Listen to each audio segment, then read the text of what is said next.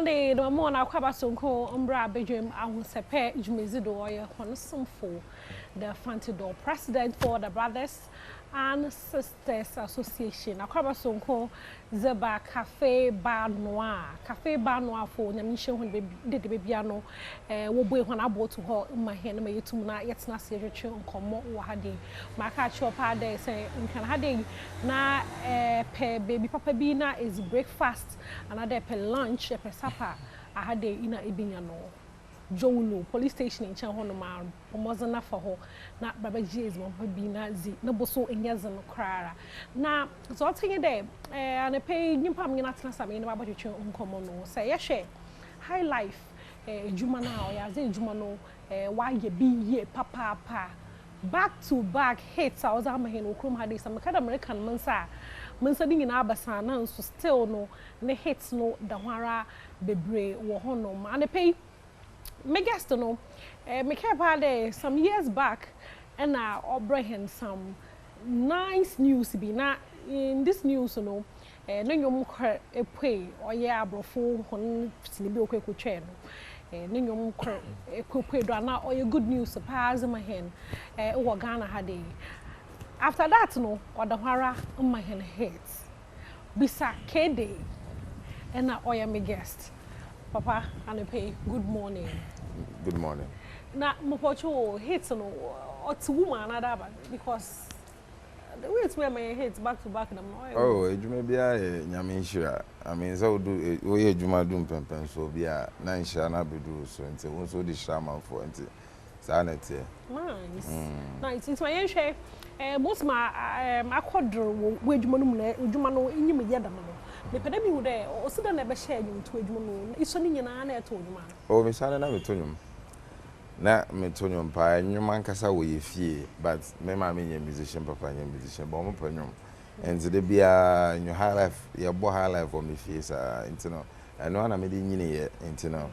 Now, there's no other thing I'm not making me a high life, no. So me decide yes, I may annual, no. Because they be an Amatonium go fee. Let it see, no would dream you either by to me. Yeah, what was that? May other works, but Name Penum pa won't they be I mean, your boy highlight for me fee, and I'm Name make some of the songs, you know. Yeah, it was easy, very easy, mammy. So I was a mayor. No, today, not walking them to know your comfort zone. Oh, yeah.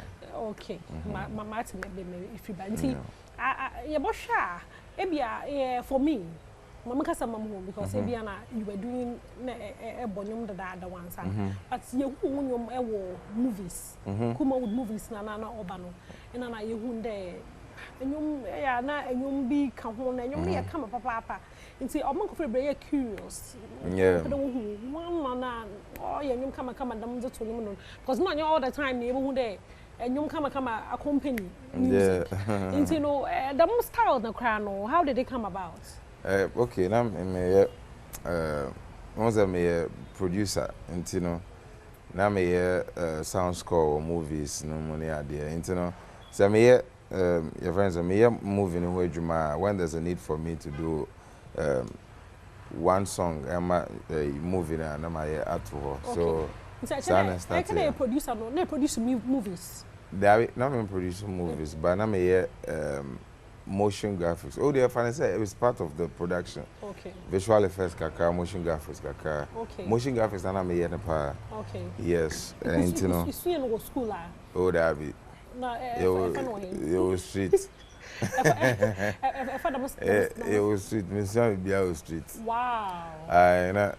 I was saying if I survive it, you shouldn't be our show. So what I say, because I had there and I'm so many home. Into the many access to internet, you know. And I'm see when I'm used to find out the part, like you know, into the Sian Yama Bebre, and yet I hope it. The Sian Yama Bebre, and I mean, yes, our opportunity, no, now. Made it to when him say me production into movies, no more movie, we are normally a brand, say, many sound score near there, and no more. And I'm this opportunity, no, push him home. Nice, yeah, nice. And you know, who first movie, not when you come here. I know dear man, Okay. Because movies no there. My movies pa doso. Okay. Soundtracks kwa me movies doso. Doso an idea how many? And you may two. No, but a doso. So me mo 50. Nice. Yeah. Hey, he created a new go 50. Yeah, but for movies no kwano a doso pa. Okay. I 50. Okay. Into one can say a new first song yeah na on for movie bia ho yeah. My first song I'm yeah. And also me shadankai because once na me wo group mo before no na me nyom dada and I may be find one group and I may join with some find another group and Bisa group no what I say you know men kai my nyom be nyom dey my be pa. Wow. Na Nkofo K'dei say you obi a or ma back to back hitter or you obi a wabon ho esie the start yen dey bia just attention keke na fam na any dam story ni adwena. Oh I mean Nkofo am for you dwuma sie and attention no cre to dey bia ohia push but push name ba still we dwuma na to dey bia obonyum wi a opese wona fufu krampo na tie. Why I say until say over get to her. Into the Jumana de ya be make back in the day. Na yankasa it me board my from one producer to another producer about movie. Na yakobo boy stage. Na ya show. Into area the mo into area na superstars for the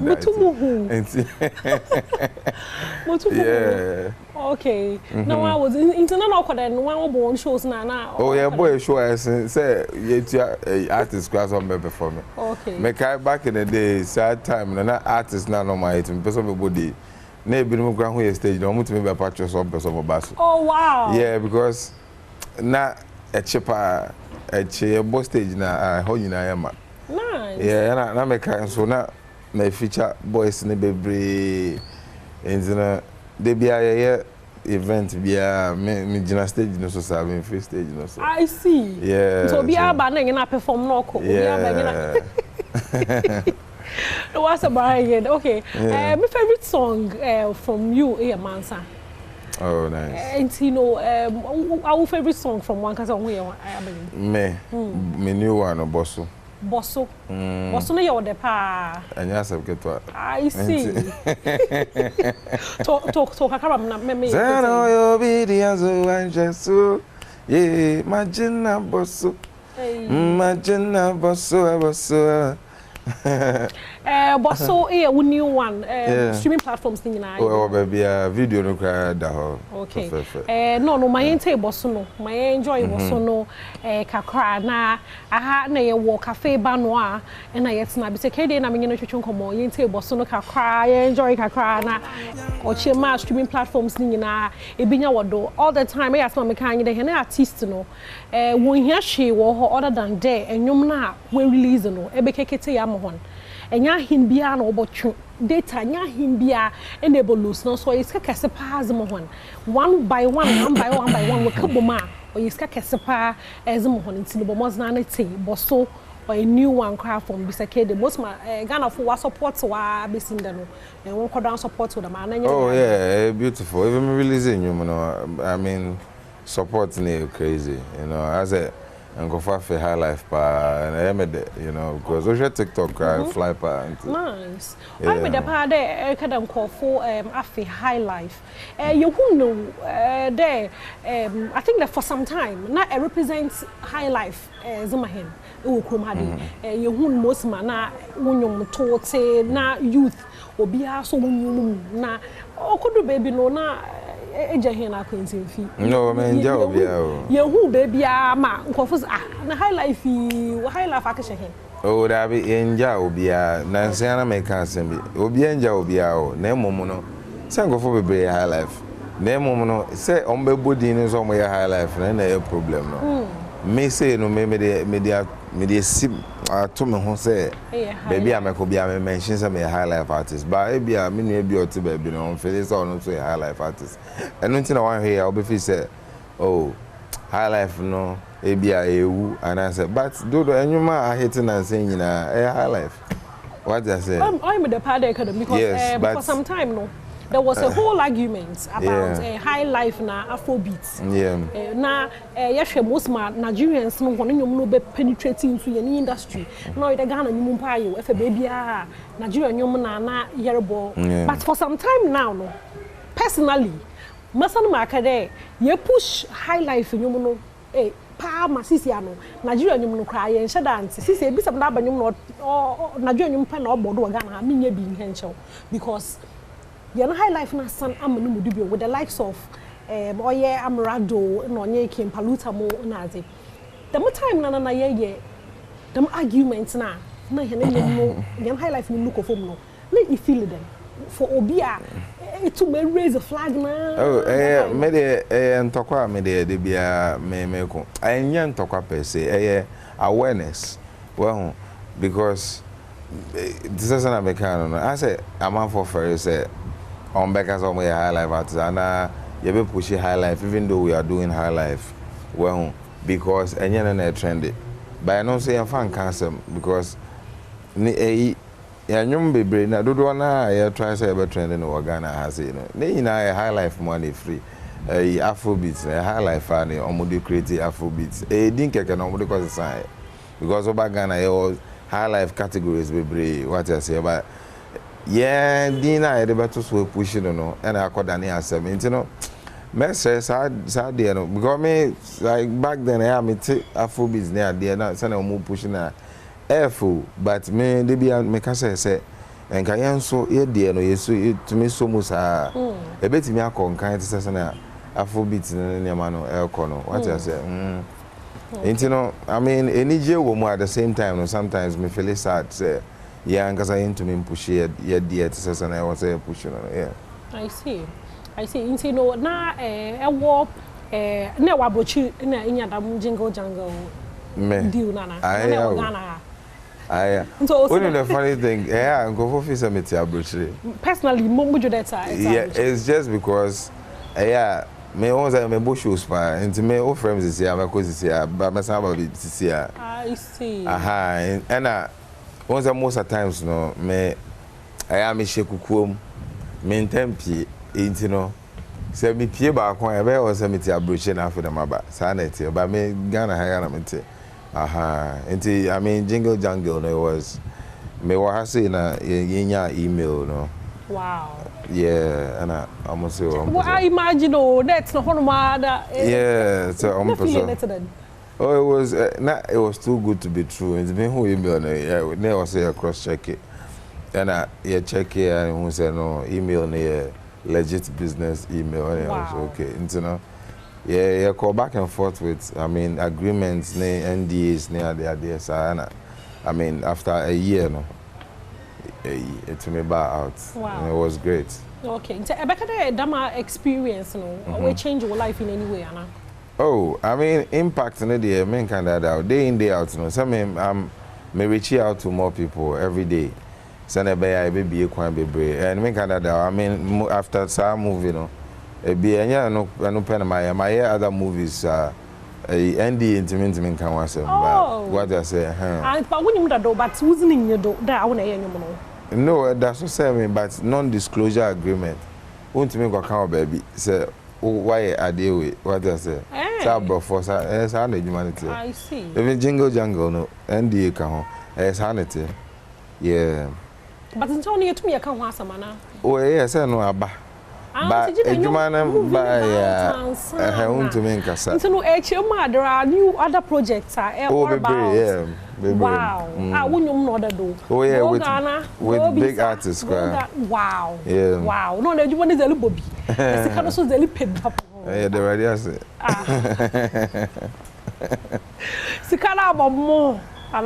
Oh yeah, I mean you go so say yet me so ya no pedidi nti asida na ebe merade once marry na me nyim da war say me understand where dey my worry pa nice me nyim da oh na say na oh this year na me worry Wow. No, I am a private pa. Private pa, but obi leaky video. But anyway.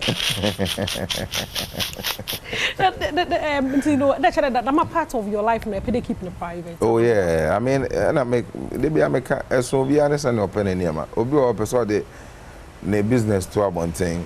And me and I make myself. Me say I no can cancer man obi nye bika.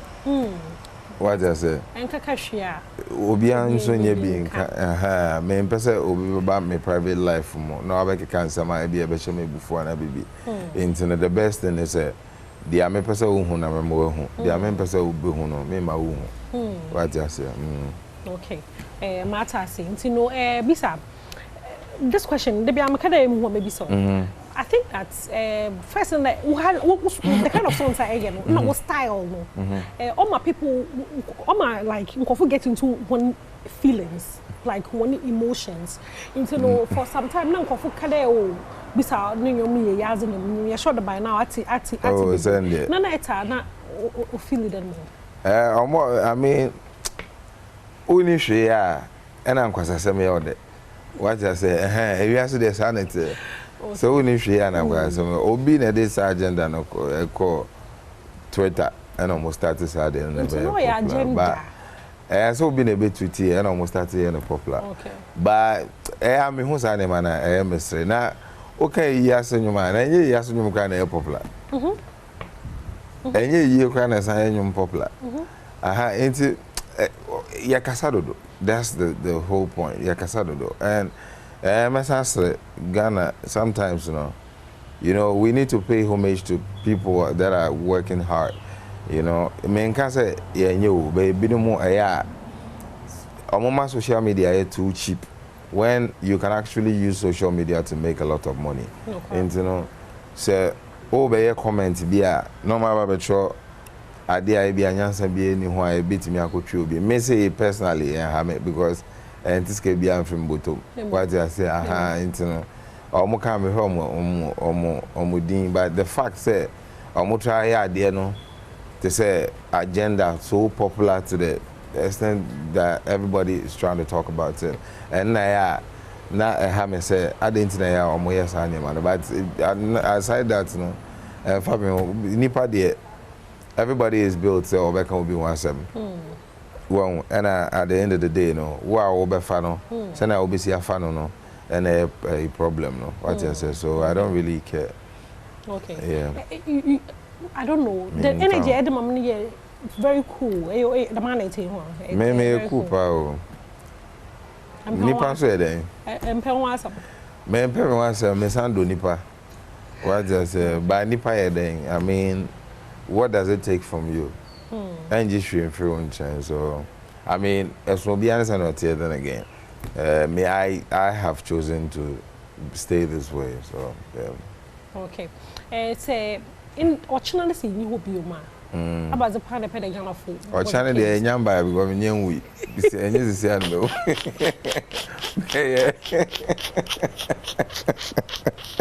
Okay. Say I don't know ever come 50 years later now because me young free has it. Okay, it's better be said.